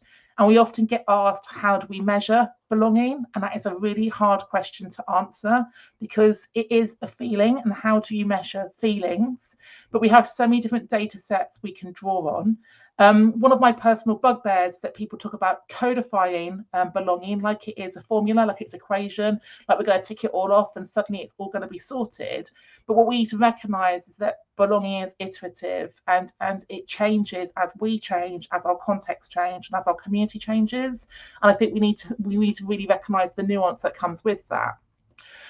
Here's just the team, just to celebrate the brilliant human beings who I get to talk to and work with on a regular basis. We've got 15 of us at the moment who deliver the training, the consultancy, and the coaching. And between us, we hold all of the protected characteristics and all their different shapes and guises. And then we have 5 brilliant operations members of staff who are often behind the scenes, keeping all the cogs going. So really, it's just a shout out to all of them. And I'm very proud of the squad we have created. So one of the questions I always ask, and I asked this at the in-person and people had time to talk, so maybe just put some thoughts in the chat. Like, we've talked about this big idea, this big theme tonight about belonging. Some of you would have had a chance to read the book or some of the book already. And I want you to really get curious about, what does belonging mean to you? Because I think we often assume that what we mean by belonging is what someone else means by belonging. And we need to talk about it in a wider, deeper, broader way. Because if I recreate belonging in the way that I need it, it wouldn't be right for my team. Okay, so actually belonging starts with curiosity, but it's also about listening and learning and not assuming. And I do think some settings are overcomplicating belonging and coming up with convoluted action plans and massive long list of actions, but they haven't done the simple thing of actually asking and listening and learning what are the small things, the small changes that people need to create a greater sense of belonging for them. And when I ask that question, this is what I often hear. I hear quite consistent responses. And this isn't a hierarchical list, it's just a tidy list of bullet points. For most people, they relate belonging to visibility and being seen, being known, but also being heard. So you're in the room, but your voice matters. Being included, actively included, not assumed because you're there that you feel included, but also feeling accepted. And that's really come through tonight, accepted for who you are and how you want to show up on your terms. Being understood, because lots of the speakers tonight have referenced like being the only, and I think sometimes we stereotype and we assume and we expect people from the same identity group to perhaps think the same, behave the same. Respect is really important. Belonging is when we feel respected, but also when we know how to contribute and we feel valued for how we are contributing.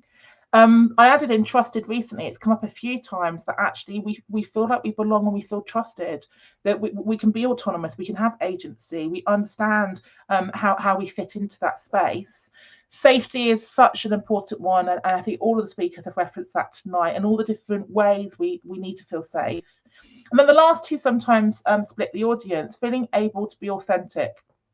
I think the theme of authenticity can be quite problematic for a lot of people, and a lot of us will love Brene Brown and her work, and I've read her books, I've listened to her podcast, but she gets critiqued quite regularly about the brand of authenticity that she presents. Works for me as a straight, white, able-bodied, cisgender woman. But some of her guidelines, her recommendations would be problematic if I held a different identity. So the question I want you to think about authenticity is like, whose version of authentic are we talking about? Who gets to decide the parameters? Because I've seen so many problematic things on social media in the last few years about dress code, about hair, about tattoos, about what food you are allowed to eat within your setting, about what music you can and can't listen to. There's often caveats around authenticity for the adults and the children that we need to be really mindful of, and we need to try and disband some of that. And then the final one goes back to the comment I made earlier on about being able to bring your whole self. Not everyone wants to bring their whole self to work, and I completely respect that. Okay, some people have very clear personal, professional boundaries, but I want there to be the choice that if people want to disclose and share their full self, they can, and it will be received with love and respect and understanding, and those barriers need to be removed. So when I'm running training, I often get a lot of disclosures around like the guilt and the shame of not sharing parts of who you are. But if you think about people who have worked in the profession for 10, 20 years, when we joined back then, you didn't disclose you had a disability, you had a mental health condition. It might have been safe to disclose that you were transgender or non-binary or homosexual. So I think we need to be really mindful again about are people able to bring their whole selves in a safe way. And all of this links back to Maslow's hierarchy of needs. I think it's always just helpful to have that reminder. I think we often think about Maslow's hierarchy of needs for our pupils, but our adults, our staff, our parents and our carers are humans as well. And in the times we find ourselves in current society, like physiological needs aren't being met for a lot of our stakeholders. So thinking about how that basic first foundation is being met, and how schools have become more than just education, as Adele talked about, for a lot of our community. Safety needs. We think about safeguarding so much in education. Pre-pandemic, we had high caseload. Post-pandemic, we know that there's been an increase in levels of need.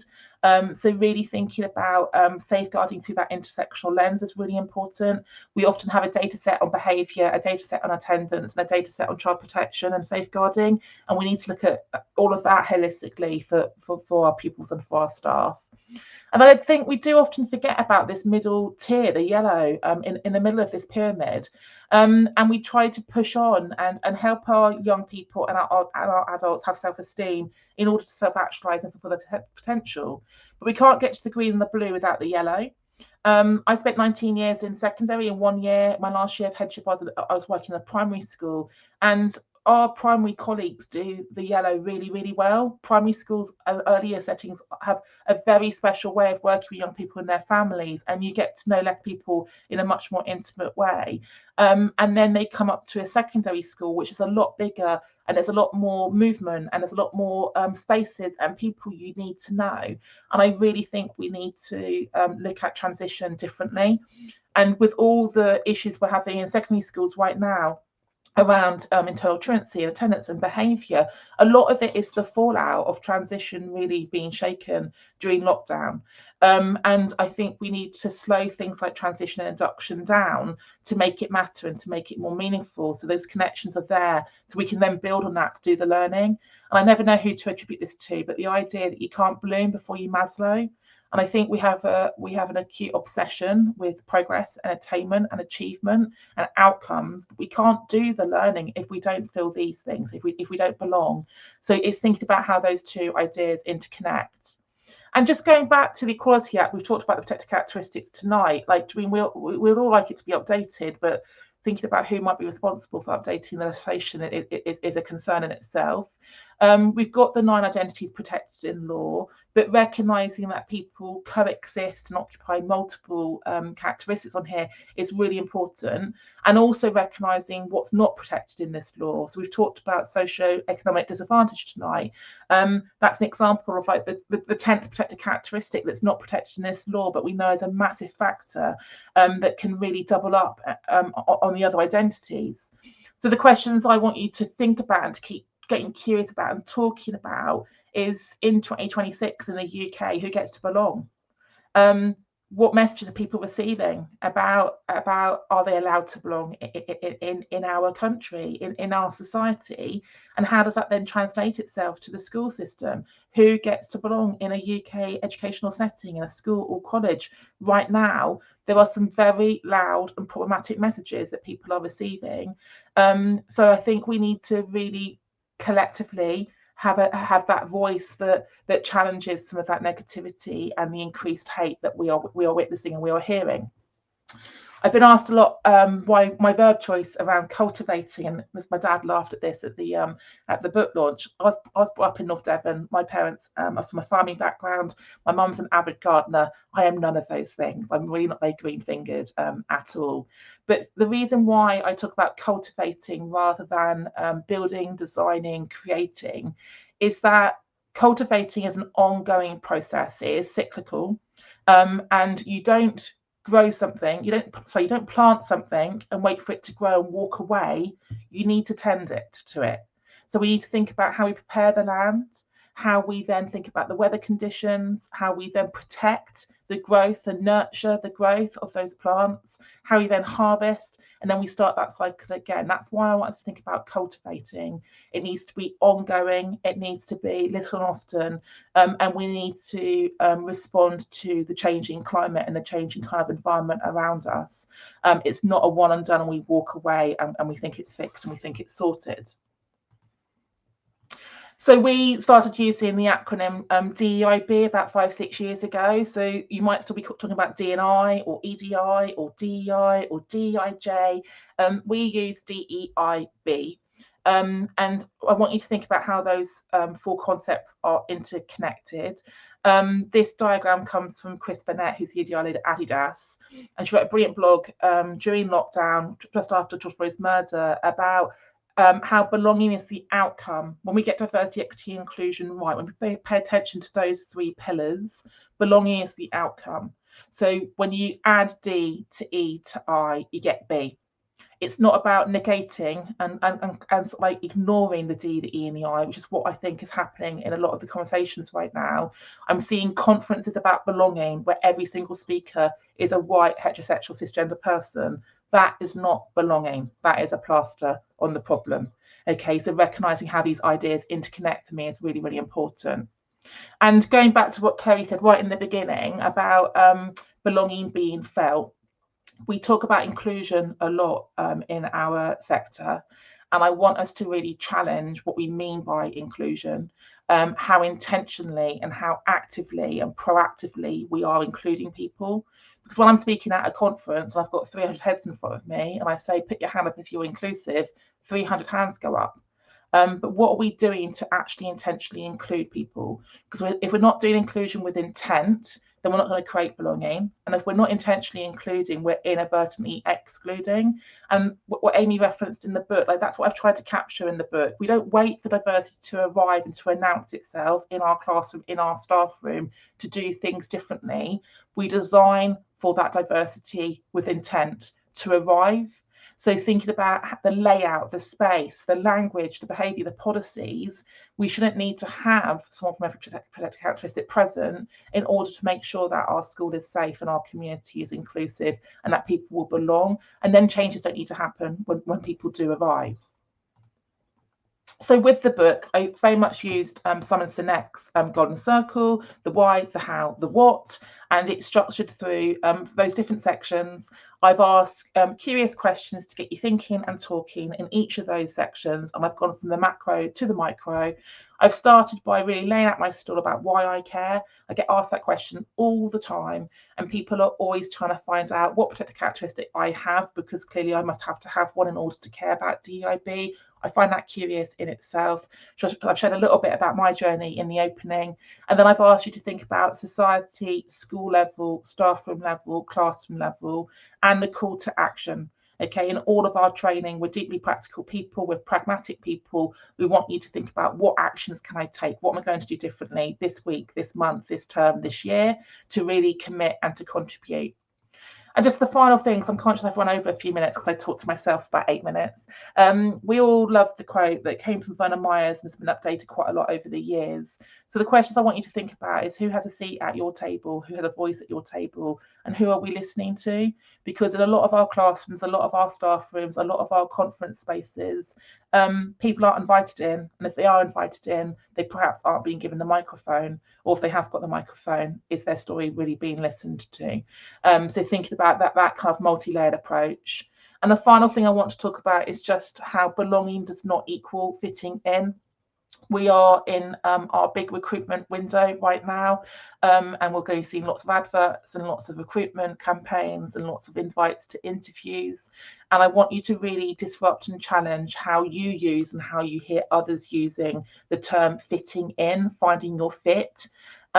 Fitting in is, here's the mold, can you please shoehorn yourself into it? And for most of my team and the people we've heard from tonight, we don't fit that mold. That mold needs to be dismantled and broken, and we need to create a different space. We need to remove the kind of the barriers that inhibit us. And as Adele has talked about beautifully tonight, think differently about how we expect people to show up and how we enable and empower people to bring all the parts of them that they want to share. Because the final kind of message is this, okay, as a lot of people talk about mattering in relation to belonging, it shouldn't have to happen to you to matter to you. And I think that's the answer I always give when people say, like, why do you care, Hannah? You're a straight, white, cisgender Christian woman. What do I need to be black to care about racism? Do I need to be gay to care about homophobia? Do I need to be Muslim to care about Islamophobia? I don't agree with that. We should all care. This is about humanity, and this is about society, and making the world a little bit better through the things we do, the things we say, and the things we challenge. So that's why it matters. There's a couple of reviews on Amazon. Thank you to the people who have shared their thoughts on the book. If you have had a chance to read it, I would love you to share your thoughts. We know that reviews is what sells books, and we don't make money with books, but hopefully the books will just raise and elevate the conversation. So I am going to stop there because I am 4 minutes over now. I just want to say a massive thank you to everyone who has joined me tonight, to the people who have spoken, to the people who have been in the audience, and to the people who have read and amplified the book. Thank you to all the work you are all doing, and we will get the recording out to you all for the bits you've missed, and we will also do signposting to all the various ways you can get involved. But thank you very much for the work you are doing and will continue to do, and please do stay in touch.